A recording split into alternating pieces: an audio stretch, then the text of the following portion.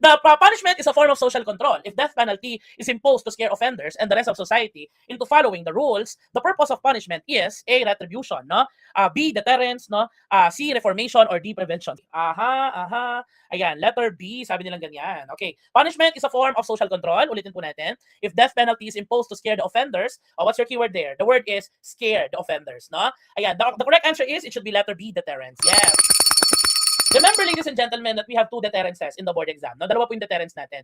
Yung unang deterrence natin, ito po yung sa theory of peace building. No? Na para daw po mapanatili mo yung kapayapaan, kailangan takutin mo yung ibang bansa dahil paano sila matatakot by building massive armaments. No? Number two, ano naman po ang pangalawang deterrence? It's a theory of punishment. No? Na nagsasabi na kapag pinanish mo yung mga tao, eventually yung punishment na yun ang magiging dahilan bakit matatakot, no? Ang ibang tao na gawin yung same na kasalanan ginawa niya. Halimbawa, ayun na nga po, no? Offenders of the law. O kunwari, mula ngayon, papatayin na natin lahat ng corrupt sa Pilipinas. Death penalty, no? O anong magiging eksena nun? Ay, shucks, yung ibang mga politiko matatakot na yung mga yan, magsisipag-ayos yung mga yan. Yun po yung deterrence na tinatawag, no? Ngayon, sir, no, so gets ko na, meron tayong deterrence sa peace building, meron tayong deterrence sa punishment. Ngayon, ano naman po yung iba pang theories on punishment? Pag-usapan po natin sila.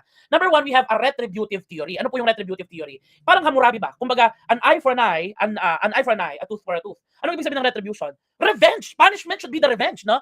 Ginawa mo 'to eh. Kumbaga, pumatay ka, papatayin ka din. That's it, no? Again, when we talk of retribution, punishment is a form of revenge, wherein wrongdoing deserves a proportionate response. Kapag pinatay mo ang isang tao, papatayin ka din. That's retribution. Okay? Next, yung deterrent theory, sabi dito, punishment discourages crime through fear, no? Parang dahil may ganap na death penalty sa mga korap na politiko, matatakot ng ibang politiko. Fear. That's deterrence. Okay? Next, ano naman yung reformative theory of punishment? Crime is a product of circumstances and offenders can be reformed. Ito yung nagfo-focus dun sa idea na ay hindi pa dead end yung kasamaang nagawa ng isang tao, pwede pa siyang magbago. So ito po yung tinatawag na reformative or the rehabilitative theory. Kaya halimbawa, depende sa teorya ng leader. Halimbawa, paano masosolve ang drugs, di ba? Ito ba ay para patayin sila? Ganun eh, no? Ito ba ay para matakot daw yung iba, no? O ito ba ay masosolve sa pamagitan ng pag-reform sa kanila, pag-rehabilitate sa kanila, di ba? That's it. Another one, we also have the preventive theory. Dito, kapag sinabi natin preventive theory, ang tatandoon nyo po, kapag punishment ang pinag-uusapan, although kasi pag sabi mo prevention, very broad siya eh. Pero kapag punishment, in the context of punishment, ano po yun? It's incapacitation.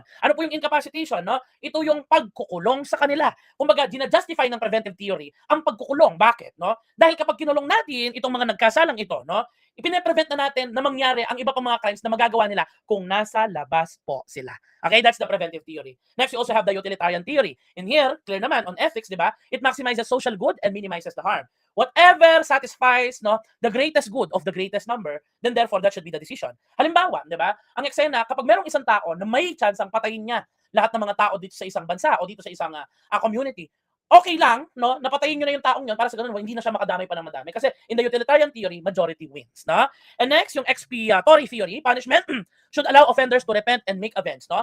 Parang almost synonymous, no? And almost ano ba ito, connected to the reformative theory. Ang expiatory theory naman ang magsasabi na kumbaga whenever we punish them in not a way, not in the way that we're just hoping for the bad, no, for the worst things to happen for them, but rather we're hoping for a better future for them, no, and hence we acknowledge forgiveness, no, we acknowledge repentance, no, as another form to see, no, the rehabilitation or reformation of that criminal, no, or the offender. Clear po ba? Di ba? Ang daming theory, di ba? Pero ang pinakasikat sa mga theory na yan yung apat: retributive, deterrent, reformative, and preventive. Okay po?